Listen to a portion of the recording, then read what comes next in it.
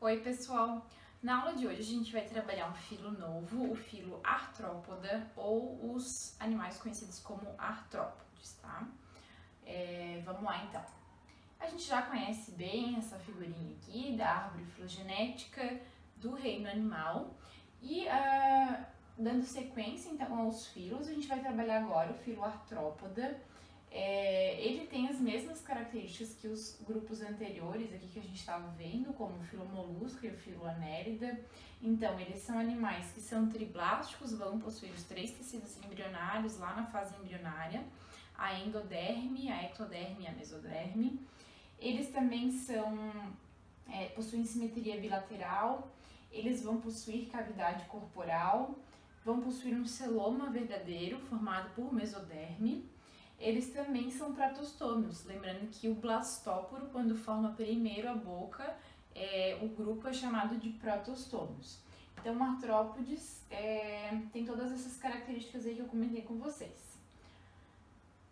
O nome já diz alguma coisa. Podes vem de pés e artro de articulações. Então, todos os animais que fazem parte desse filo possuem os apêndices articulados. Esse é um dos maiores grupos, é o maior grupo na realidade dos animais, dos seres vivos, é o grupo mais diversificado que contém mais espécies de animais de todo o reino animal. Então, ele é o maior filo de todo o reino animal e também é o maior grupo de todos os seres vivos conhecidos. Aproximadamente 75% dos animais fazem parte desse filo, do filo artrópoda.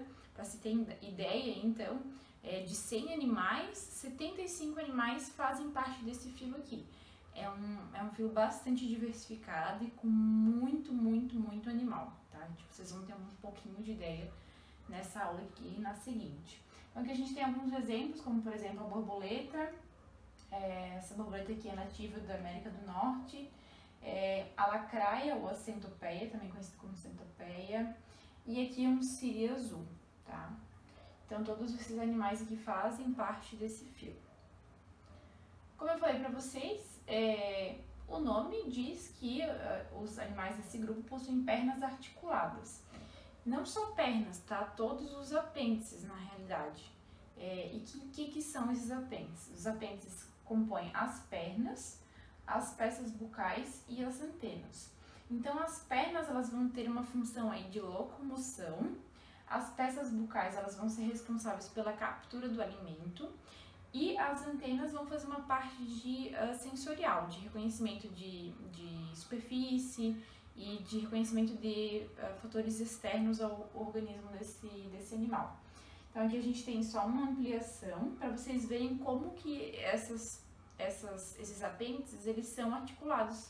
De fato, às vezes quando a gente visualiza a olho nu, a gente não tem muita ideia. As pernas dá pra ver, né? A gente consegue ver, por exemplo, as pernas de uma aranha ou de um inseto qualquer, elas são articuladas, né? Elas possuem como se fosse o nosso cotovelo aqui, elas possuem articulações. Mas aqui, por exemplo, ó, na antena, aqui é uma mosca, o exemplo de uma mosca, aqui tem uma antena e aí cada pedacinho desse aqui é uma articulação que a gente diz, tá?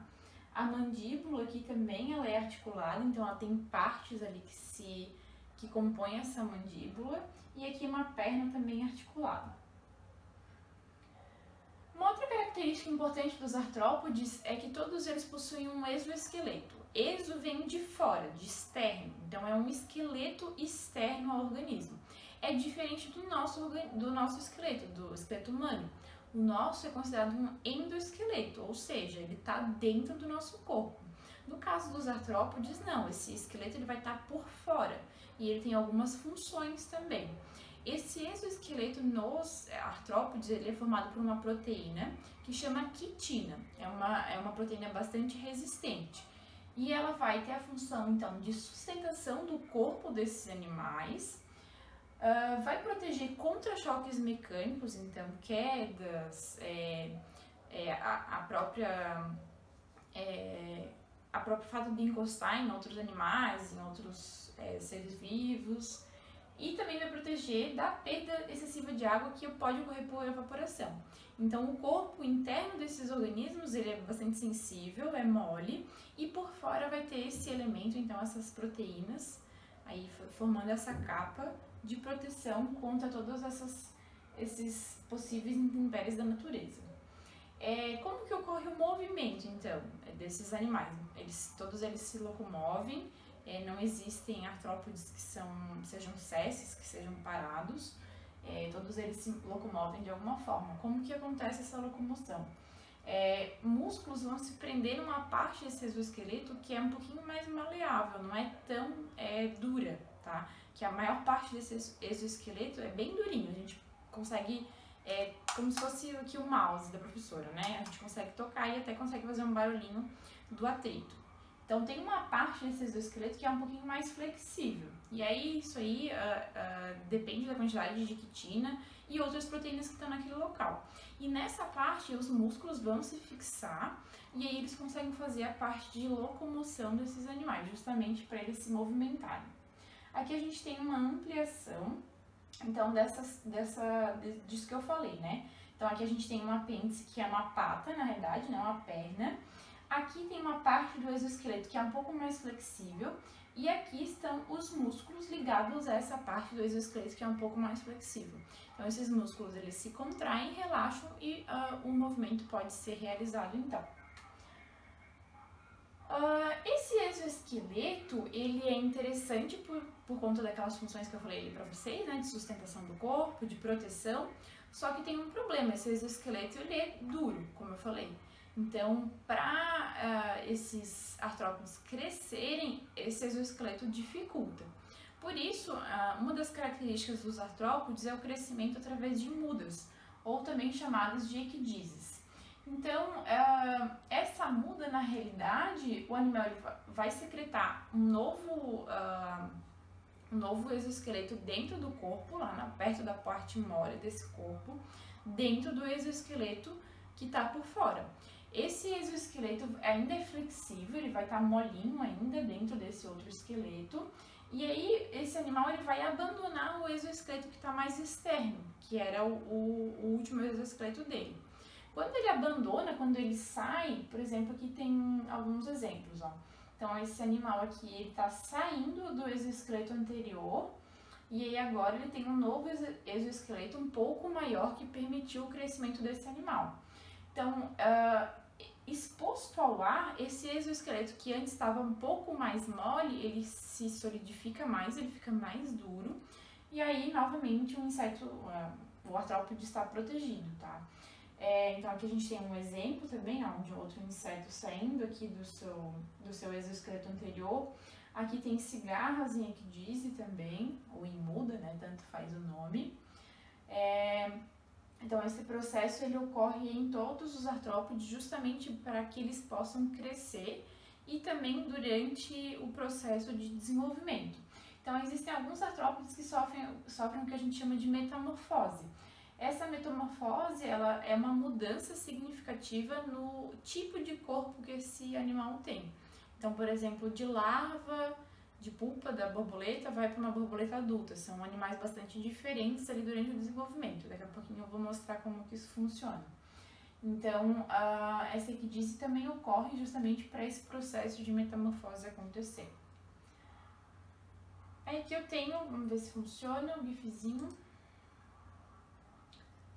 Aqui é um gif, então, de uma equidise ocorrendo. Claro que isso aqui não é nesse tempo, né, tão rápido, é um pouco mais lento, que só um vídeo que eles conseguiram capturar e aumentaram aí o tempo para correr o tempo. Aqui mais dois exemplos, uma aranha e aqui um outro exemplo. Agora, com relação às características morfológicas desses animais. Bom, o corpo deles é bastante diferente, existem grupos dentro deste filo, e os principais grupos são de insetos, aracnídeos, crustáceos, quilópodes e dipópodes, tá? E cada um deles vai apresentar um corpo mais ou menos com algumas características. Bom, os insetos, como por exemplo o louva-a-Deus, eles vão ter aí 3 partes principais. Eles vão ter uma cabeça, na região cefálica desse animal, um tórax logo após a cabeça e depois um abdômen, tá? Esse abdômen aqui tá sob as asas, né? Então as asas vão estar por cima, as asas saem aqui do tórax e aqui por baixo está o abdômen. Nos aracnídeos, por exemplo, no escorpião ou nas aranhas, existe um cefalotórax. Eu não consigo diferenciar o tórax da cabeça, é tudo bastante unido, então a gente chama isso de cefalotórax. E depois a parte posterior aqui é o abdômen. Nos crustáceos a gente também tem essa característica de cefalotórax, eu não consigo separar muito bem uma cabeça do tórax e depois o abdômen. Nos quilópodes a gente vai ter uma cabeça e depois todo o resto do organismo a gente chama de tronco, por exemplo aqui uma centopeia. Nos diplópodes, como por exemplo o piolho de cobra, a gente vai ter uma cabeça, um pequeno tórax após a cabeça e aqui por fim o tronco desse animal. Com relação ao número de pernas, existem algumas diferenças também que separam esses grupos. A aranha, que é um aracnídeo, por exemplo, ela é um animal octapode, ou seja, ele vai ter 8 patas, 4 de cada lado, partindo aqui do tórax. A mosca é um inseto e ela vai ser hexapode, ou seja, vai possuir 6 patas, 6 pernas no total, 3 de cada lado. O caranguejo, que é um exemplo de crustáceo, é decápode, ou seja, tem 10 patas, 5 de cada lado. E aqui tem um exemplo de miriápode, que aí são várias pernas, tá? São várias pernas, 20, 30, dependendo do tamanho do animal, pode ter até mais. Com relação ao tipo de pata, o grupo dos insetos também possui algumas diferenças. Então a gente tem aqui, por exemplo, um mosquito, ele vai ter umas pernas bem adaptadas a correr, por exemplo, bem finas, bem leves e que eles conseguem correr com bastante facilidade. Tem também um exemplo das traças, elas vão possuir pernas um pouquinho mais curtas e que vão estar adaptadas a cavar. Esses animais, as traças, elas precisam das pernas para cavar, enfim, na madeira, no papel, no ambiente que ela está cavando. E aqui a borboleta possui 4 asas, então também é uma adaptação que só está no grupo dos insetos, tá? Os outros grupos aracnídeos, né, aranha, por exemplo, não voa, nenhum siri, tá? Nenhum deles voa. Os únicos que voam, que têm as adaptações da asa, são os insetos, tá? Com relação às asas, os insetos eles podem possuir 4 asas ou 2 asas. Aqui nesse exemplo da borboleta, ela tem 4 asas. Com relação às antenas, também tem algumas diferenças. Os aracnídeos, como por exemplo aqui o escorpião, eles não vão possuir antenas. A lacraia, que é um exemplo de quilópode, e a abelha, que é um exemplo de inseto, cada uma delas vai possuir 2 antenas, então são um par. E a lagosta, que é um exemplo de crustáceo, né? Então todos os crustáceos vão possuir 2 pares de antenas, ou seja, 4 antenas. As antenas, como eu já falei para vocês, com relação à percepção sensorial. Com relação aos olhos, aqui também tem uma coisa bem interessante no grupo dos artrópodes. Eles podem possuir 2 tipos de olhos, os olhos simples e os olhos compostos. E cada grupo vai se diferenciar com relação à quantidade e com relação ao tipo de olhos que tem. Os aracnídeos, por exemplo, como aqui, por exemplo, essa aranha, eles vão possuir apenas olhos simples. Então aqui nessa foto a gente consegue observar esses olhos. E no caso das aranhas, geralmente são 8 olhos. No caso dos escorpiões é diferente, mas das aranhas são 8 olhos simples. Olhos simples.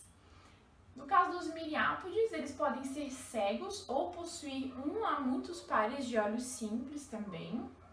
Os insetos, como por exemplo aqui essa mosca, e aqui tem uma representação dos olhos de um inseto, eles possuem 3 olhos simples, bem no centro da cabeça, e 2 olhos compostos, tá? Um de cada lado. Esses olhos simples a gente chama também de ocelo, vocês vão encontrar com esse nome aqui, tá?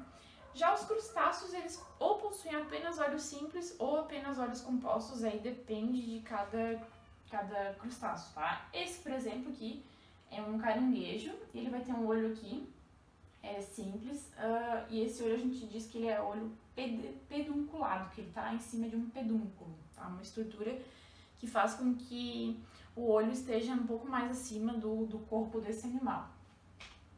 Então, mas o que é esse olho simples e o que é esse olho composto? Bom, o olho simples, o nome já diz, ele é bastante simples e ele só captura intensidade de luz. O olho composto, ele já consegue formar imagens. Composto também fala alguma coisa pra gente, esse próprio nome. Ele é composto justamente porque ele tem várias estruturas, que são chamadas de omatídeos.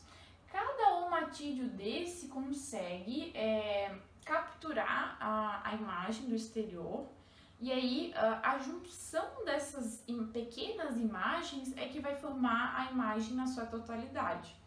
Então, eles têm vários desses omatídeos. Aqui nessa figura, nessa ampliação do olho de uma mosca, a gente consegue ver cada um desses pontinhos, ó.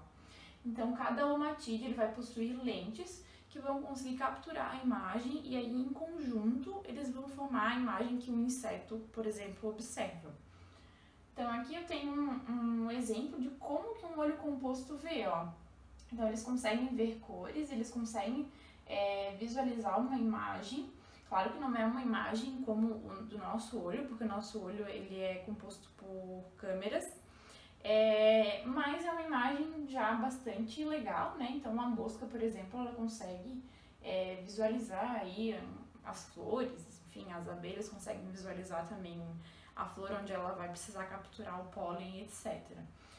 Já os ocelos, aqueles olhos simples, eles só conseguem visualizar a intensidade de cor. Então, eles conseguem dizer assim, aqui tem mais luz, aqui tem menos luz. Mas eles não conseguem formar imagens. Com relação agora à reprodução, a grande maioria dos artrópodes, com raras exceções, possui os sexos separados, ou seja, um macho e uma fêmea. Uma das exceções bastante conhecida é a craca. Então, a craca isso aqui é uma colônia, são crustáceos hermafroditas que ficam fixados às vezes nas pedras. Eles também conseguem se locomover, conseguem sair, mas parte da sua vida eles passam aí incrustados mesmo, ou em pedras, ou até, por exemplo, no casco de uma tartaruga aqui. Elas vão ser hermafroditas, tá? Mas ainda assim, nelas, a fecundação, ela ocorre, a gente diz que ela é uma fecundação cruzada, tá? Ou seja, uma craca que está produzindo espermatozoides vai fecundar a craca que está produzindo ovócitos, tá? Nunca ela mesma se autofecunda, sempre há uma fecundação cruzada. Então, a fecundação ela é interna, ou seja, não é jogado no ambiente, não é jogado na água. Os espermatozoides e os ovócitos, eles estão internamente no corpo desses animais. E aí os espermatozoides são colocados dentro do corpo da fêmea e lá acontece a fecundação. E ela é cruzada, como eu já falei pra vocês, tá? Então nunca é autofecundação. Em alguns insetos também acontece uma coisa bastante interessante, que é um processo que a gente chama de partenogênese. Na partenogênese, além da reprodução sexuada, eu consigo que alguns ovócitos ou óvulos eles se desenvolvam sem a fecundação, ou seja, sem encontrar com o espermatozoide, e consigo que dê origem a um novo indivíduo. O caso, por exemplo, das abelhas, tá? Então, nas abelhas esse processo acontece. Eu tenho aqui uma abelha rainha, ela copula com um zangão, que é o macho das abelhas. Ela vai produzir aqui óvulos e o zangão produz espermatozoides. Quando os óvulos encontram o espermatozoide e são fecundados por ele, a gente vai dar origem a fêmeas, tá? Então, a gente vai ter os dois tipos possíveis de fêmeas, que são as operárias e as abelhas rainha. Já quando esses óvulos não encontram um espermatozoide para fecundar, ele se desenvolve também através desse processo de partenogênese e vai dar origem ao zangão. Então, o zangão, o macho das abelhas, sempre é formado através desse processo. E as fêmeas são sempre resultado do cruzamento entre espermatozoides e óvulos. É um processo bastante interessante e que acontece, então, em alguns casos de insetos, como, por exemplo, nas abelhas. Com relação ao desenvolvimento, tá? Existe aí desenvolvimento direto e existe desenvolvimento indireto. que isso significa? Bom, desenvolvimento direto, o próprio nome já diz, ele é direto, ele é como o nosso. Então, as nossas mães, elas dão origem, né, após a fecundação lá, a bebês que são bastante parecidos com o indivíduo adulto. Eles não precisam passar por nenhum processo de desenvolvimento, eles já são mini adultos. Então, existem alguns aracnídeos, alguns artrópodes, desculpa, que têm esse processo direto e alguns têm um processo indireto. Então, a gente vai passar por fases onde o indivíduo, depois que emerge do ovo, ele é bastante diferente do indivíduo adulto. Então, vamos ver cada um deles com detalhes, tá? Aqui eu trouxe um exemplo de um desenvolvimento, que é o desenvolvimento da borboleta. A gente tem aqui um ovo que foi depositado, por exemplo, ou numa folha, enfim, de uma árvore. Esse ovo ele vai se desenvolver e vai acabar surgindo a lagarta, que a gente chama no caso aqui das borboletas, tá? Em outros artrópodes tem outros nomes. No caso da borboleta a gente chama esse indivíduo aqui de lagarta. Essa lagarta ela vai sofrendo as mudas, ela vai crescendo, né, naquelas ecdíses. Então ela secreta lá um novo exoesqueleto, consegue emergir do exoesqueleto velho e aí ela cresce. Ela vai crescendo e depois ela vai se transformando aqui até chegar nessa fase aqui, que a gente chama de pupa, tá? Pupa é como se ela estivesse dentro de um casulinho, ela está se desenvolvendo, ele se transformando, e aí agora ela não tem mais contato com a parte externa. Quando ela é lagarta, ela consegue comer bastante, consegue crescer, se desenvolver, guardar toda a matéria orgânica que ela precisa, para depois se desenvolver até a borboleta. Aqui nesse estágio ela não se alimenta mais, então ela vai ficar aqui um tempo dentro dessa pupa se desenvolvendo, fazendo o processo que a gente chama de metamorfose. E em metamorfose é justamente uma mudança bastante grande. Então, desse animal aqui até chegar numa borboleta adulta, as transformações acontecem aqui nessa pupa. Então, a pupa vai emergir e o indivíduo adulto vai sair dessa pupa e aí sim, aí agora ele vai poder voar, enfim, vai poder ter sua vida de adulto, né? Copular, ter filhotes, enfim. Aqui durante esse período de lagarta, eles se alimentam muito, tá? Justamente que é para guardar energia para esse momento aqui que ela não tem alimentação disponível. Quando acontece a metamorfose, a gente diz que o desenvolvimento ele é indireto, justamente porque é uma grande mudança, né? A gente pode ver que o que saiu do ovo, que é a lagarta, não tem nada a ver com o indivíduo adulto, eles são bastante diferentes. E o processo de metamorfose a gente diz então que faz parte de um desenvolvimento que é indireto, ele não é direto, tá? E nos animais onde não ocorre a metamorfose, a gente diz justamente que o desenvolvimento ele é direto. O desenvolvimento indireto por metamorfose vai ocorrer também nos crustáceos, tá? Não só nas borboletas, existem vários outros artrópodes que têm esse desenvolvimento indireto. Entre os insetos e os miniápodes existem espécies que vão apresentar o desenvolvimento direto e outras que vão ter o desenvolvimento indireto. E o desenvolvimento indireto ele ainda pode ser completo ou incompleto. Como assim? Na metamorfose completa, a gente tem uma mudança bastante grande. Então, do ovo vai sair uma larva que é bem diferente do indivíduo adulto, que é o que aconteceu lá nas borboletas que a gente estava vendo no slide anterior.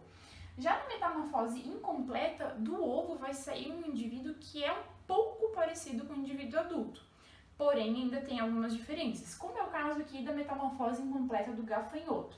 Então aqui do ovo surgiu a ninfa. A ninfa ela é bem parecida com o indivíduo adulto, só que ela não vai ter algumas características importantes, como por exemplo a presença de asa e também a presença de gônadas. Então ela não vai ter aqui ainda todas as estruturas que o indivíduo adulto tem. Por isso que a gente diz que essa metamorfose ela é incompleta, tá? Ela não é uma grande metamorfose, não é uma grande mudança. Nos indivíduos como a borboleta, que a metamorfose é completa, a gente chama esses indivíduos de holometábolos.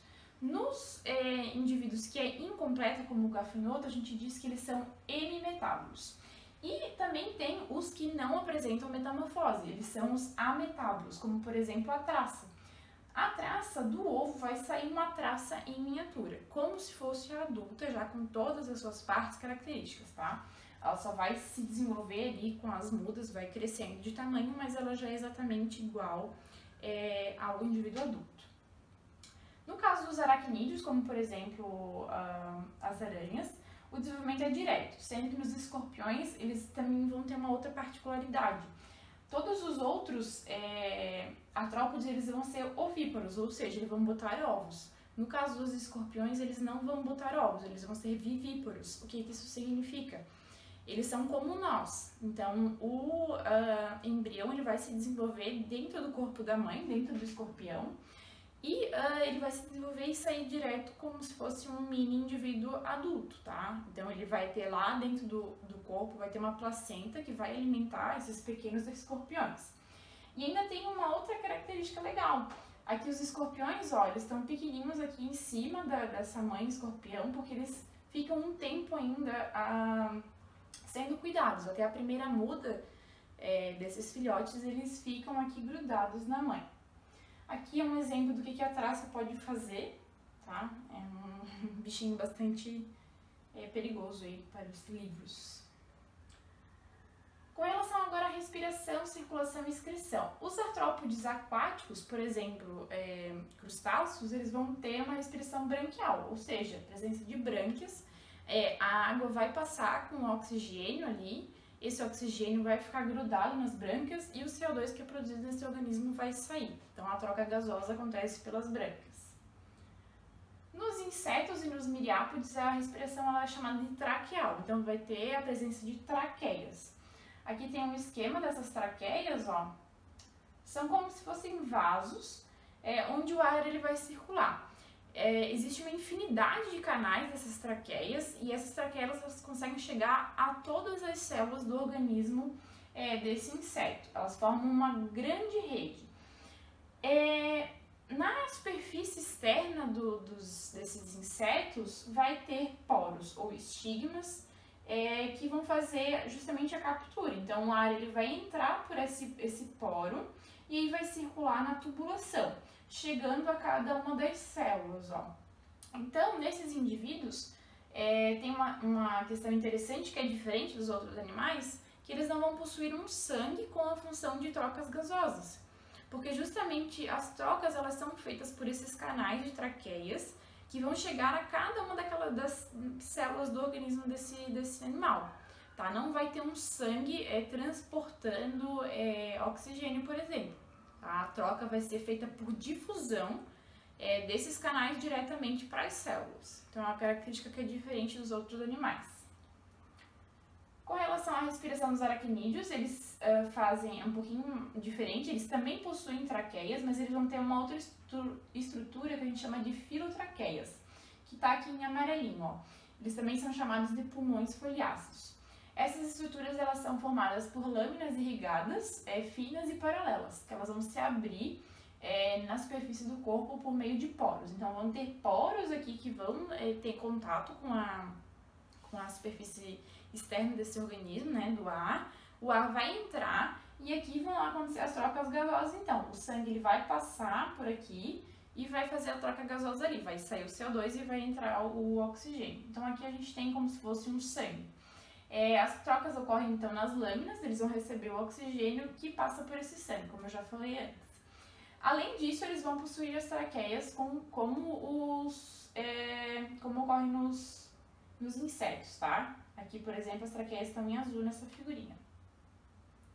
No sistema circulatório dos artrópodes tem um vaso dorsal, ou seja, nas costas, né? Aqui, ó, em vermelhinho, que vai funcionar como coração. Então, aqui tem a parte um pouquinho mais espessa e ele funciona justamente para bombear o sangue para todas as partes do organismo.